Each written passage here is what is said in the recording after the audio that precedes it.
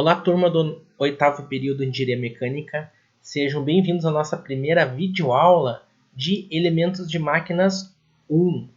Nesta aula, nós vamos conversar a respeito da introdução aos elementos de máquinas e a revisão de alguns conceitos importantes para essa disciplina, que são as forças atuantes nos elementos de máquinas. Vamos lá. Aonde que nós encontramos elementos de máquinas? Na engenharia mecânica. Se vocês observarem a vista explodida deste motor elétrico, nós vemos que eles têm várias partes, componentes, e sempre uma parte ou um componente de uma máquina maior é um elemento de máquina. Então nós aqui vemos uma sequência de parafusos, de engrenagens, de anéis, de eixos.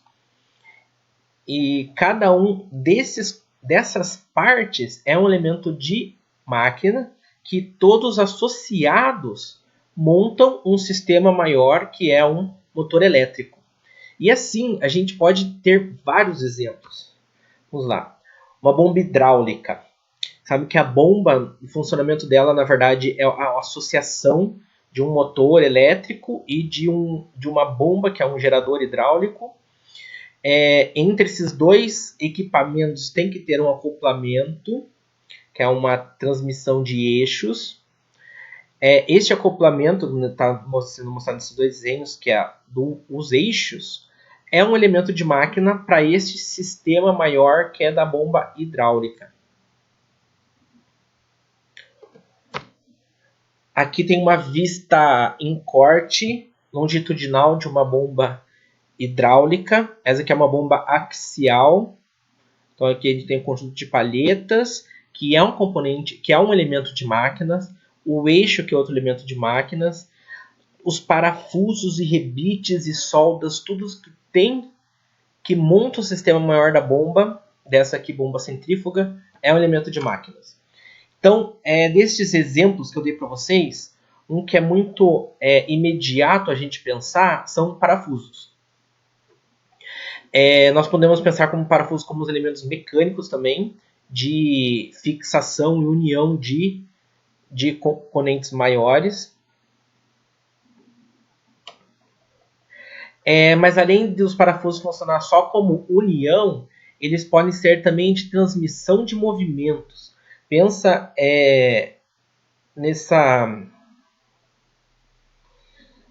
nesse elevador hidráulico, né? Ele pode ser também por um acionamento mecânico através de um parafuso sem fim. Então, que o parafuso, ele gira dentro de um eixo fêmea e isso provoca um movimento de subida e descida. Também é um elemento de máquina, parafuso, só que agora com outro objetivo. Um outro elemento de máquina que é considerado também são os pontos soldados, são as soldas. A solda é uma técnica de união, nesse caso permanente, de unir dois elementos diferentes, mas ela em si é um elemento de máquina que deve ser dimensionado para o correto funcionamento do sistema maior. E vamos pensar num motor automotivo, que nem esse caso aqui. Essa daqui é uma foto, vamos dizer, explodida de todos os componentes, as partes que são utilizadas para montar o sistema maior que é o motor. Então, cada uma dessas partezinhas aqui, ela é considerada um elemento de máquina. Então, nós temos a parte estrutural aqui dos cilindros, mas tem parafuso, tem as bielas, os pistãozinhos aqui, bem pequenininho. E tem vários componentes. A maior parte deles são elementos de ligação, né? Parafusos, etc.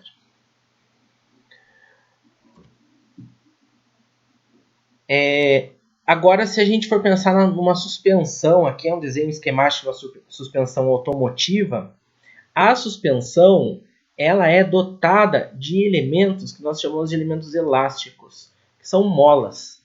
As molas são responsáveis por absorver as energias do impacto e armazenar essa energia do impacto na forma de energia elástica na deformação da mola. Então, assim, até os exemplos anteriores eu mostrei muito elementos de fixação, que são parafusos ou são soldas. Esse aqui não é um elemento de fixação, ele não serve para você unir duas partes, por mais que talvez possa acontecer isso. Mas é um elemento elástico com esse objetivo de absorver impactos. E assim vai. Tem diversos tipos de elementos de máquinas que a associação deles criam componentes, máquinas maiores.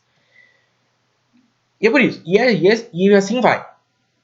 Aqui eu tenho vários outros exemplos de elementos de máquinas, como engrenagens, correias, correntes, mancais de rolamentos e cabos. Esses outros aqui eu resumi eles num slide só, porque esses elementos aqui, eles são ensinados lá na disciplina de elementos de máquinas 2. Na disciplina de elementos de máquinas 1, nós vamos ficar com esses elementos que eu já falei para vocês, que são os parafusos, as uniões soldadas e eixos e molas, certo? Então, para a gente começar a nossa disciplina, pensar assim, quais são os objetivos de estudar elementos de máquinas? O principal deles é que o estudo desses elementos permitem a montagem de sistemas mecânicos, como dei os exemplos para vocês. Como componentes básicos, elementos de máquinas, nós temos os eixos, os acoplamentos, uniões, engrenagens e assim vai. E é a união de todos esses elementos que é possível a fabricação de um sistema mecânico maior, como motores, aqui alguns outros exemplos, redutor de velocidade, caixa de câmbio, guindastes e assim vai, pode ter uma lista gigante. Mas agora vocês pensam, nessa disciplina, ela não é apenas para classificar os elementos de máquinas, saber quais parafusos que existem, onde que são aplicados, ou quais os tipos de molas onde eles são aplicados. Essa disciplina, o objetivo é realizar o dimensionamento dos elementos de máquinas. O dimensionamento, ele entra, o principal parte que a gente tem que conhecer para fazer dimensionamento de elementos de máquinas é saber as solicitações atuantes em cima desses elementos. Como solicitações atuantes, a gente entende que são as forças aplicadas sobre os elementos. Dependendo do elemento, se é um parafuso, se é uma mola, se é uma engrenagem, etc., as forças que atuam sobre esse elemento são diferentes. Sendo assim, elementos que possuem forças diferentes, eles vão resistir de maneira diferente a essas forças. E o dimensionamento desses elementos está neste campo, entre analisar se os elementos de máquinas resistem ou não às forças aplicadas sobre eles. Eu quero saber se eu colocar um parafuso tal, se eu colocar uma força de 100 newtons, esse parafuso vai aguentar ou vai quebrar. E se ele quebrar, qual outro parafuso tem que colocar para aguentar os 100 newtons? E eu desenho um parafuso, e isso é para todos os tipos de elementos de máquinas. E além disso, de só verificar se ele aguenta forças ou não, tem algumas outras considerações avançadas de projeto de elementos de máquinas. Então, além do tipo de elemento de geometria que eu acabei de falar, tem os parâmetros de tolerância. Se você vai fazer uma tolerância de micrômetros ou de 100 micrômetros para o encaixe, por exemplo, de parafuso e porca. Acabamentos superficiais, isso está muito relacionado à tolerância, mas também vocês vão ver que ele vai estar relacionado à fabricação e vai estar relacionado à vida em fadiga, que é um ponto que a gente vai estudar mais adiante. Os materiais que eles são fabricados, se a gente vai fabricar de ferro fundido, de aço, também vai mudar a aplicação dele. E de tudo isso, depois que nós escolhemos método fabricar, acabamento superficial e o tamanho dele, devido aos nossos cálculos de dimensionamento, se vão resistir às forças ou não, todos os elementos de máquinas disponíveis no mercado, eles são padronizados dentro de normas vigentes em cada país. Então, além do cálculo, nós temos que adequar todo o projeto para padrões existentes no nosso país, por exemplo, no exemplo Brasil, né? E esse que é o campo dessa disciplina. E para a gente começar já o conteúdo,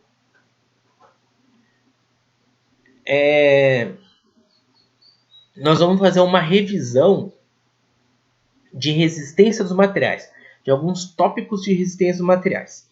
Eu entendo que essa é uma disciplina que vocês já tiveram em algum ponto do curso. Não se preocupem que eu não estou querendo que vocês tenham uma resistência de materiais avançada, que quando vocês tiveram, eu não sei exatamente todos os tópicos que vocês tiveram no curso de vocês, mas aqui eu vou fazer uma revisão dos principais pontos importantes para a nossa disciplina. Se alguma coisa nessa aula ficar não muito claro, não entendível, essa aula é uma revisão, mas ao longo do nosso estudo dos elementos, a gente vai pegar cada um desses conceitos e destrinchar eles para aquela nossa aplicação, certo? E a primeira que nós vamos conversar são as solicitações axiais. Gente, nessa disciplina, quando eu falo solicitação, é força. A força nem sempre vem numa forma de força, né? Ela pode vir na forma de momento, que é um de giro. Então, para ficar de uma maneira bem genérica, nós vamos chamar as forças, ou tudo que está sendo aplicado mecanicamente sobre o material, sobre um elemento de máquina, de solicitação. As solicitações axiais são aquelas solicitações que envolvem apenas tração e compressão. Então, assim, se a gente tem um elemento de máquina, aqui eu estou colocando como desenho didático, um eixo, vamos dizer. Mas isso aqui poderia ser um parafuso, pode ser uma engrenagem, pode ser qualquer tipo de elemento de máquina. Quando a força está sendo aplicada na seção longitudinal dele, a longitudinal vamos dizer que é de maior comprimento. A gente está tendo uma solicitação axial. Se a gente estiver puxando esse material, ele vai estar sofrendo tração. Se a gente estiver comprimindo, ele vai estar sofrendo compressão. Tem as regrinhas de sinais aqui, tração a força normal, que essa daqui é chamada uma força normal ou força axial. Ela é positiva e se for de compressão ela é negativa. O importante do estudo de resistência de materiais, lá quando a gente tem resistência de materiais, a gente aprende que forças externas aplicando sobre os elementos sólidos geram internamente neste elemento tensões. E isso que é importante para o projeto de mecânica. Nós conhecermos as tensões que estão atuando dentro do material. Então, neste caso que nós temos apenas solicitação axial, forças axiais, que pode ser de tração positiva ou compressão negativa, as tensões que geram dentro do material são tensões normais. E aqui é um desenho representativo das tensões normais. Se eu fatiar o meu, por exemplo, este elemento, este eixo, fatiar ele aqui, e eu olhar por dentro dele, cada átomozinho, vamos dizer, cada areazinha dele vai estar sofrendo ação de uma forcinha, tal que é o que está representado aqui, ó. Cada átomozinho dele vai estar sofrendo ação de uma forcinha. A soma de todas as areazinhas, de todas as forcinhas daqui, tem que dar a força externa normal. Mas agora, quando a gente pega essa força externa e divide pela área, que é essa fórmula aqui, ó, a força normal dividido pela área, a gente tem a tensão, que é o valor dessa forcinha que cada, vamos dizer, átomozinho da minha seção transversal está sentindo. E isto que é tensão, é a força distribuída ao longo da área. Por mais que você puxa num ponto, essa força se distribui ao longo de toda a área da seção transversal deste eixo. Então, se ela for de tração, a força externa, a tensão também vai ser de tração, vai ser positiva. E se a força externa for de compressão, a tensão também vai ser negativa. Vai ser de compressão também e negativa. Aqui é um outro tipo de solicitação. Lá eu falei, no slide anterior, eu conversei para vocês só sobre as solicitações axiais. Aqui são as solicitações de flexão ou de momento fletor. O que é a flexão? A flexão é quando nós temos um eixo e a força externa, ao invés de ser aplicada aqui na seção no eixo longitudinal, que nem a força axial, ela é aplicada perpendicular a esse eixo longitudinal, ou na transversal. E o tipo de deformação que este eixo ou esta viga sofreria é algo como está mostrado aqui nesse desenho. Vocês conseguem ter o feeling disso, que quando a gente aplica essa força, esse material, se ele for, vamos dizer, macio o suficiente, ele vai se deformar desse jeito? Essa deformação aqui se chama deformação por flexão e também é chamado de deflexão. Eu quero que vocês percebam uma coisa aqui. Ó. Eu passei bem no meio deste eixo uma linha pontilhada, e essa linha pontilhada eu vou chamar de linha neutra. Quando o material se deforma, a linha neutra acompanha o material. Tá vendo que ele ficou arredondado aqui? A linha neutra também ficou arredondada.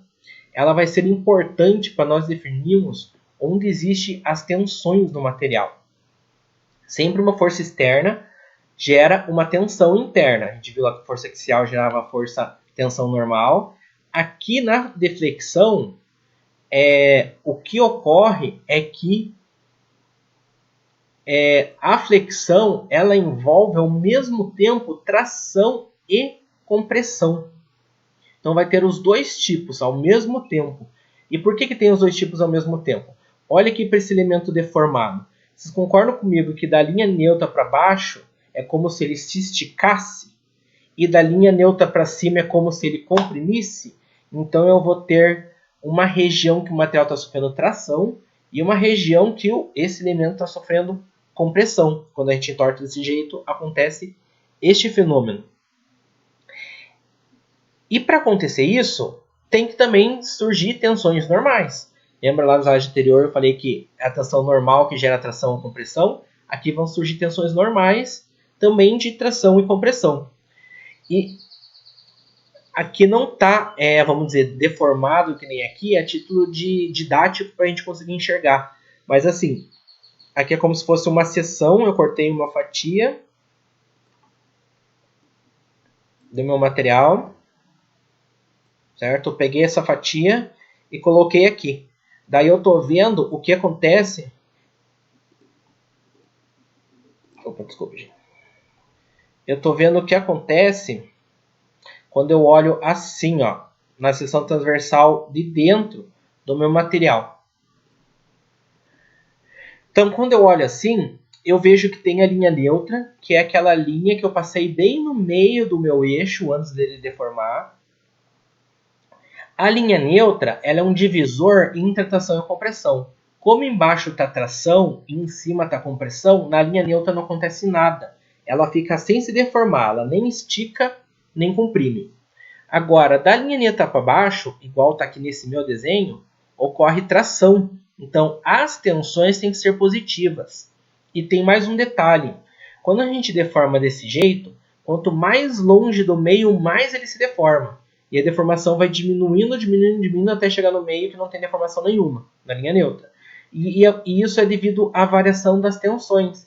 Então, para acontecer isso, na linha mais externa, vamos dizer, na fibra mais externa do meu elemento, a tensão tem que ser maior e positivo para a tração. E quanto mais a gente entra, ela vai diminuindo até ficar zero. Daí não tem tensão no meio. Daí a tensão vai aumentando, agora para o outro lado, como compressão, fica negativa. E vai aumentando, até ficar uma tensão máxima negativa, que é onde ele comprime mais. Então, aqui, gente, a gente não está agora, nessa revisão, aprendendo a fazer as contas. Não sei se vocês lembram a tensão nos materiais, a gente consegue calcular o valor dessa tensão, se é um círculo ou se é um quadrado, tem várias fórmulas, várias contas para a gente calcular essas tensões. O que eu quero que vocês lembrem, que vai ser muito importante na nossa disciplina, é como isso funciona. Se um elemento está sob flexão, vai surgir tensões e as tensões vão ser máximas nas extremidades. Isso é o mais importante desse slide. Isso daqui pode ser vários tipos de elementos. Pode ser uma chapa que tem uma força no meio, pode ser um eixo também que está segurando um mancal, os eixos flexionam desse jeito. Se você pegar um elemento de fixação, um parafuso, e tiver uma chapa fazendo isso daqui nele, o parafuso vai sofrer essa deflexão. Então, essas solicitações são importantes a gente entender esse conceito teórico deles para aplicar nos elementos de máquinas. E um outro tipo de solicitação agora é a solicitação por torção, ou o torque.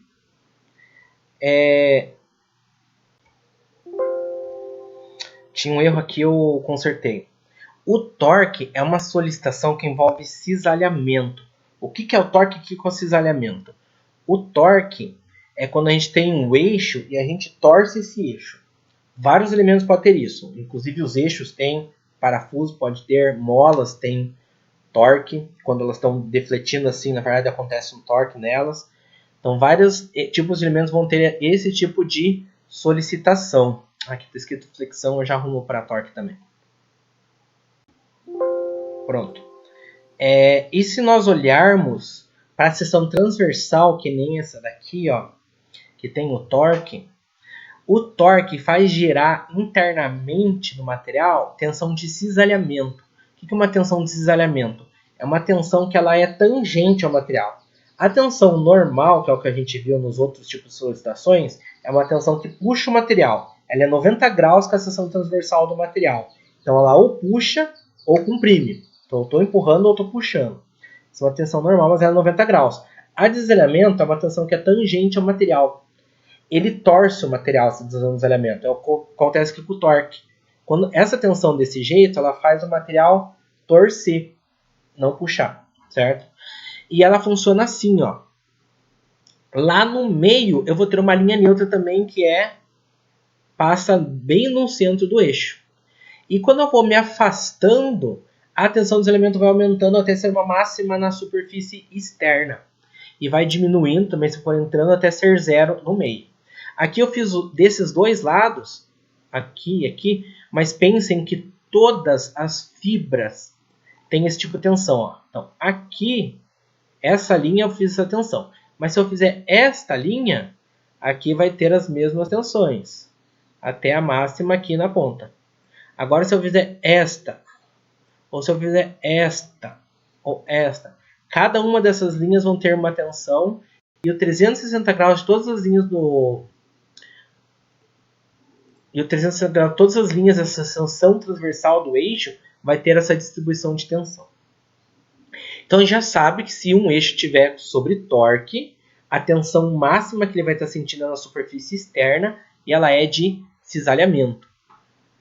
Isso é importante saber de torque por enquanto. Algumas revisões assim, de propriedades dos materiais que vai ser importante para a nossa disciplina entram neste estudo do ensaio de tração e compressão. O ensaio de tração ele é um ensaio feito em materiais metálicos ou não metálicos também, para descobrir as tensões que estão determinar os valores das tensões de um modo experimental que estão sendo desenvolvidos nos materiais enquanto ele está sendo tracionado. Então ele funciona assim, ó. Aqui tem duas castanhas, que é colocado um corpo de prova aqui no meio, vamos dizer um quadradinho de metal. Essas castanhas prendem este metal e começam a puxar. Quando elas começam a puxar, elas vão estar tracionando o material. Quando elas vão estar tracionando, o que vai acontecer internamente no material é o surgimento de tensão. E quando elas vão estar tracionando, esse material ele vai se deformando. Então tá vendo que a gente consegue avaliar a tensão que está dentro do material com a deformação que está acontecendo com este elemento. Esta máquina, a Fastear tem uma igualzinha. Então, dependendo da disciplina, os professores levam lá para fazer esse ensaio de tração. Claro que não agora, né? Mas o importante desse ensaio de tração é que a gente consegue ter uma relação entre a tensão que surge dentro do material, como tensão normal, e a deformação, que eu vou colocar esse símbolozinho aqui para deformação. Para a deformação que está sofrendo. E essa relação entre tensão e deformação é traçado um gráfico, que ele se chama diagrama tensão por deformação. Esse gráfico provavelmente é conhecido de vocês, ele vai ser muito importante na nossa disciplina. Onde o material, aqui no eixo Y é a tensão, no eixo X é a deformação. Então, vai aumentando a força que ele está tracionando, vai aumentando a tensão no material. E ele vai marcando a tensão. Para cada tensão, ele vai tendo uma deformação. E o equipamento também vai marcando sua deformação. Então, ele vai marcando tensão e deformação do material. E o gráfico resultante ele é uma coisa parecida com isso. Certo? Bem resumido sobre este gráfico. Ele vai ter duas regiões. Uma chamada principais, que se divide aqui. Ó. Uma está para cá. Nossa, corrido.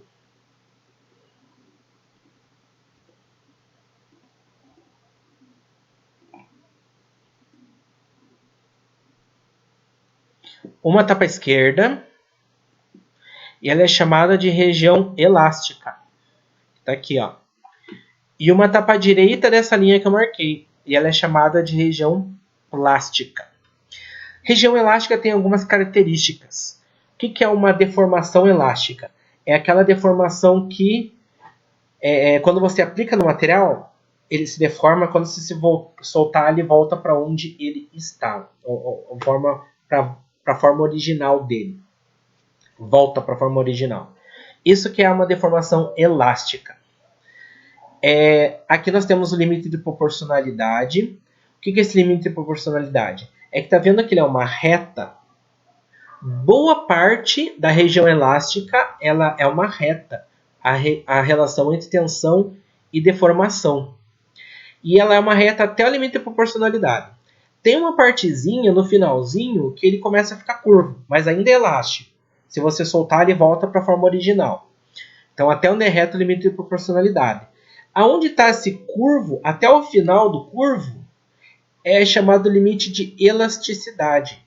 Até aqui que o material, se você soltar, ele volta. Acima dessa tensão de limite de elasticidade, que é esse daqui, ele não volta mais.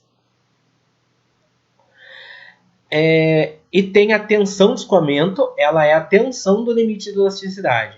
Então tem um valor da tensão normal, que todo material possui, que se passar desse valor, ele passa da região elástica. Isso que é a tensão de escoamento. Tem também aqui as definições da região plástica. Lembra que a região plástica é a região aqui da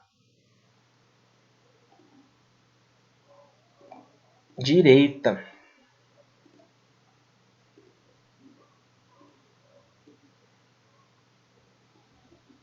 Aqui da direita que é a região plástica. Algumas características da região plástica. É onde ocorre deformação permanente do material. Então, quando você ultrapassa a região elástica e continua deformando o material, ou seja, aplicando tensão no material, se você soltar, ele vai estar deformado. Isso que é uma deformação plástica. O escoamento, lá era o limite do escoamento. A partir do limite do escoamento, ocorre uma fase que é essa retinha aqui.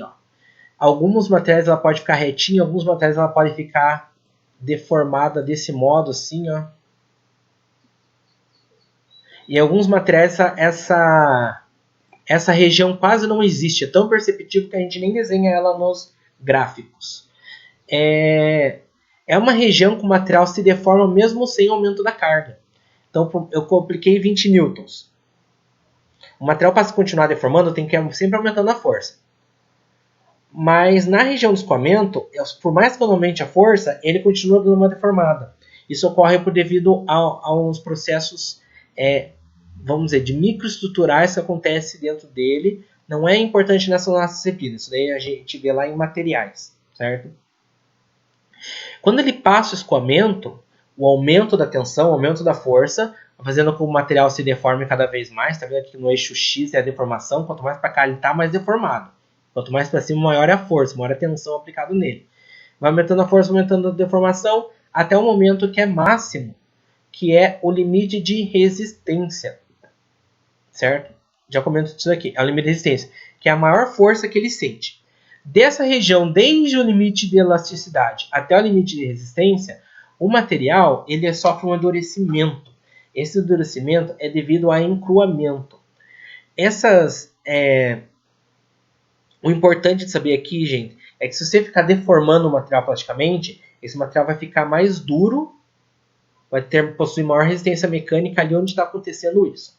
O motivo do porquê é visto lá em materiais, certo? Quando ele chega no limite de resistência máximo, acontece que é uma fricção. É como se fosse um lugarzinho dele, acontece um empescoçamento. Um lugar que ele começa a falhar, ele começa a afinar. Depois que a tensão cai, ele começa a afinar em algum lugar até a quebra. A quebra acontece aqui, por último, na tensão de ruptura.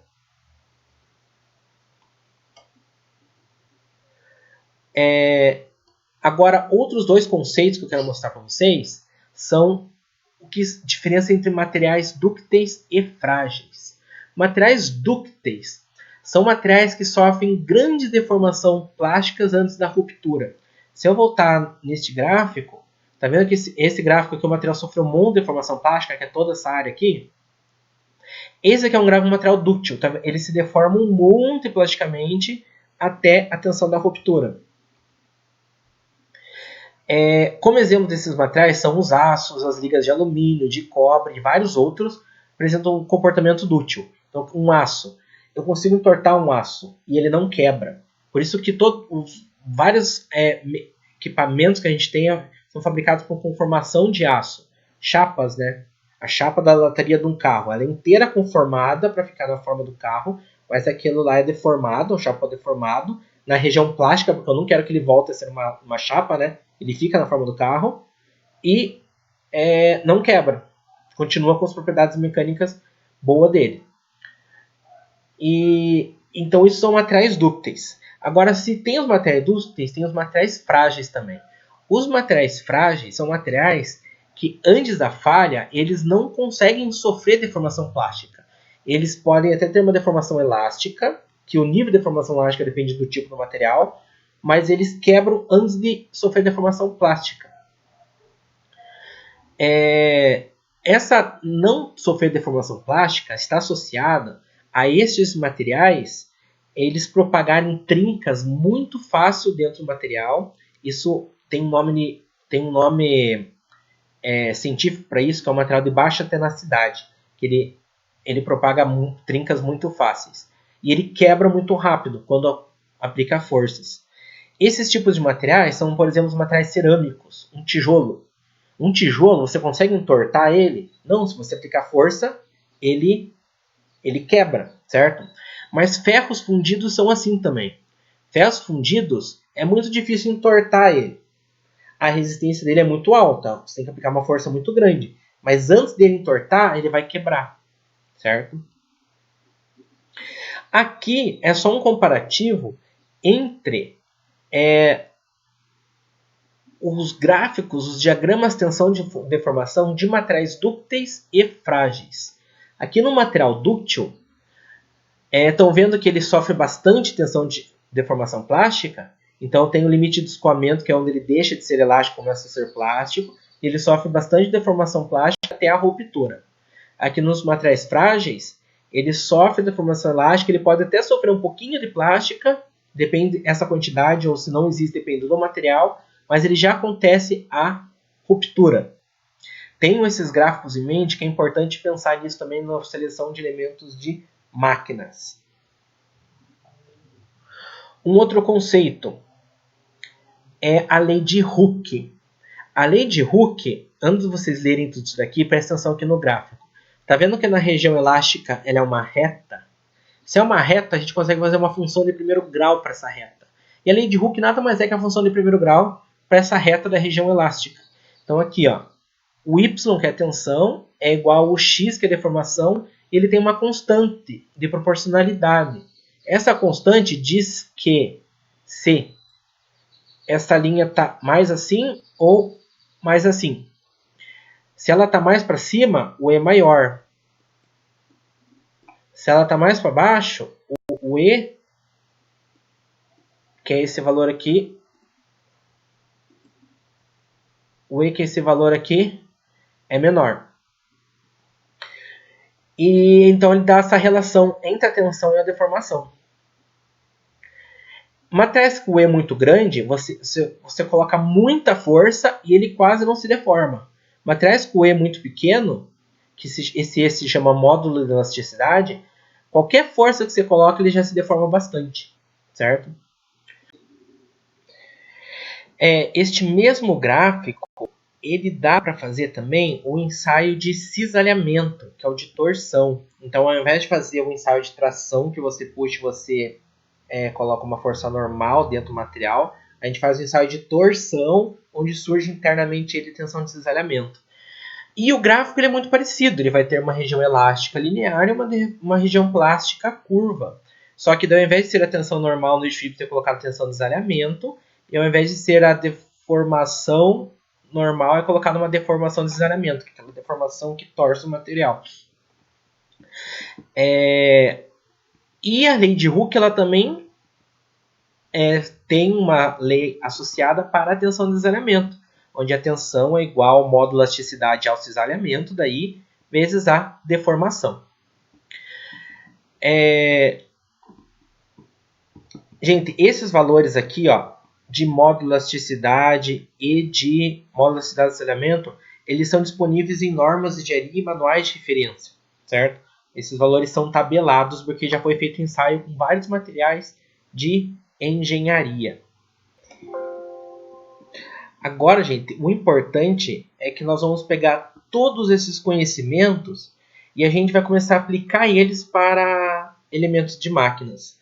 E a reunião desses conhecimentos, vamos dizer assim, por que diferentes forças ocasionam diferentes tensões nos materiais, é para nós estudarmos os critérios de resistência à tensão admissível, certo? O que são critérios de resistência? É um critério que se estabelece para aquele nosso elemento até onde ele aguenta, até qual nível de força que ele aguenta. E quando eu falo que ele aguenta, é que ele vai à ruptura ou vai para uma deformação, dependendo do tipo de material que a gente está projetando. E esses critérios de resistência, eles são comparados com uma tensão admissível no material. Vamos ver o que significa isso.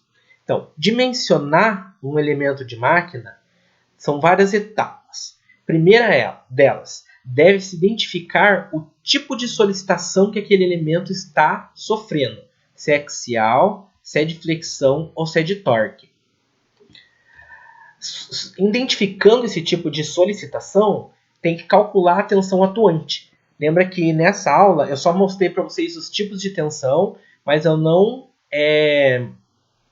a gente não aprendeu a calcular as tensões. Isso a gente aprende resistência, mas lá quando a gente precisar fazer elementos de máquinas, a gente vai revisar todas as fórmulas, certo? Mas assim, do que a gente já viu nessa aula para revisar, uma tensão que é só axial vai ter uma força que é só axial vai ter só tensão normal. Uma força onde está sendo aplicada uma solicitação só de torque vai ter só tensão de cisalhamento.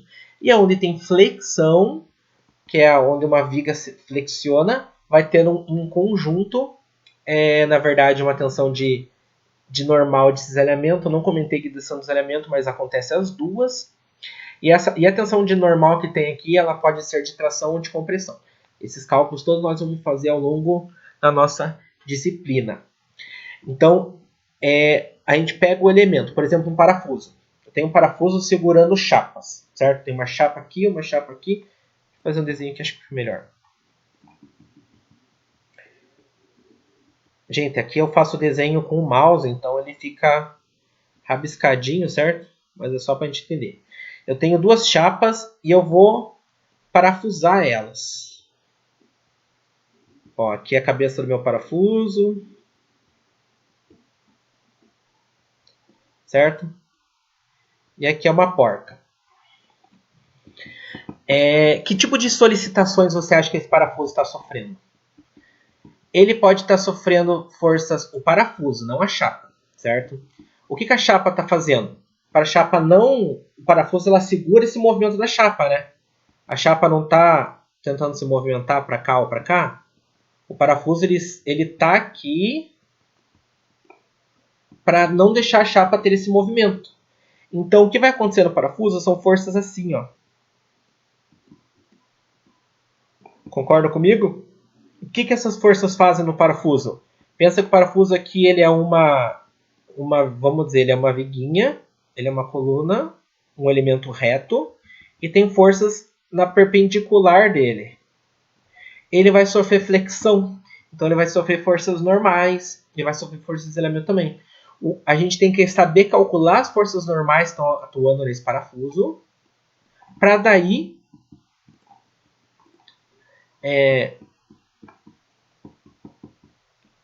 ver se as tensões que estão atuando sobre ele são de acordo com as tensões admissíveis e não. E essa é a próxima etapa. Deixa eu agora apagar.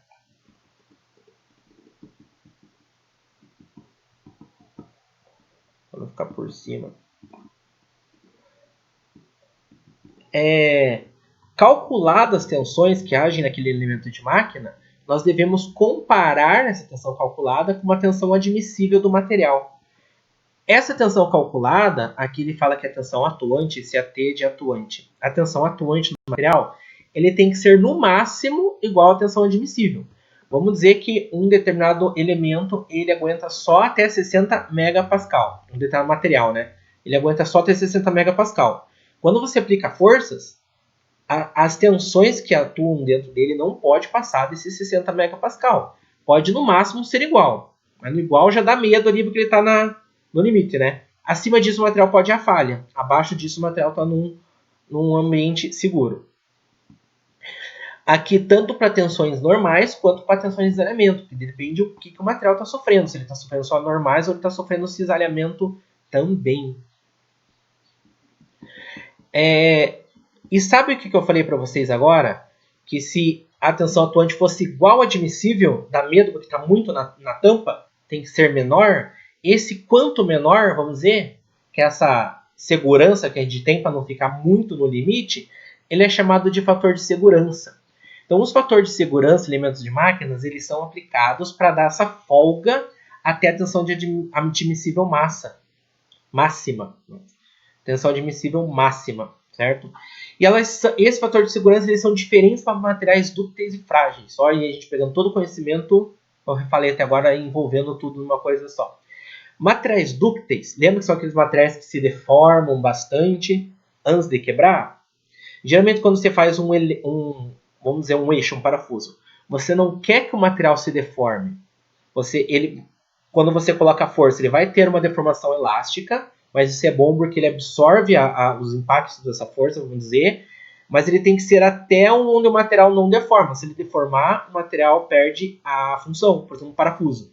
Quando você coloca lá, você não quer que o parafuso entorte. Na hora que o parafuso entorta, ele deixa de ser funcional. Então, qual que é o limite de tensão antes da deformação? É a tensão de escoamento. Então, quando o material é dúctil, todos os projetos de materiais dúcteis, de aço, de alumínio, de cobre, por aí tem vários materiais, eles são calculados até a tensão limite de escoamento do material, até onde ele não se deforma, até onde é o máximo de deformação elástica, dele começa a plástica, certo? Mas se a gente colocar exatamente a tensão de escoamento, se ele atingir, pode ficar naquela tampa de começar a se deformar. Então é colocado um fator de segurança.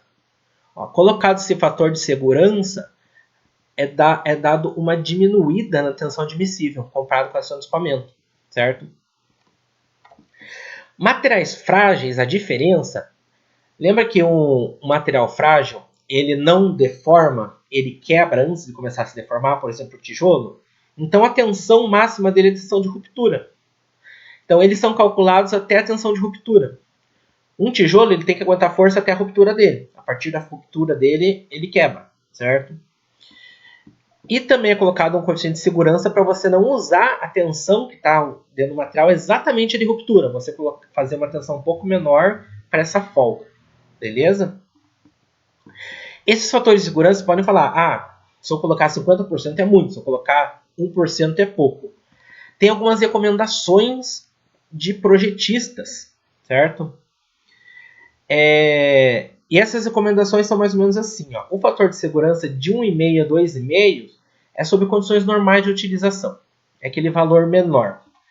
De 3 a 4 é quando há cargas variáveis, nós vamos trabalhar com isso, que são cargas de fadiga, quando o material sofre vários ciclos de cargas, ou quando ele possui choques, certo? Ou um fator de segurança muito alto é quando há risco de vida, quando você faz, vamos dizer, parafuso para casca de caldeiras. Aquele tem que ter um fator de segurança muito alto, ou seja, lá é um elemento dúctil, mas ele não a tensão dele que está atuando nele não pode ser igual à tensão de escoamento dele, tem que ser bem menor. Então é colocado um coeficiente de segurança grande.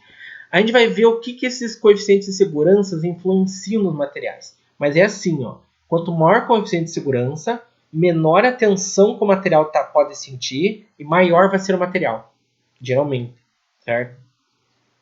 Mas esses detalhes a gente vai aprendendo no dimensionamento. Gente, então essa foi a primeira aula. Ela foi uma revisão de vários conceitos existentes em materiais, algumas coisas que nós vamos utilizar em elementos de máquinas.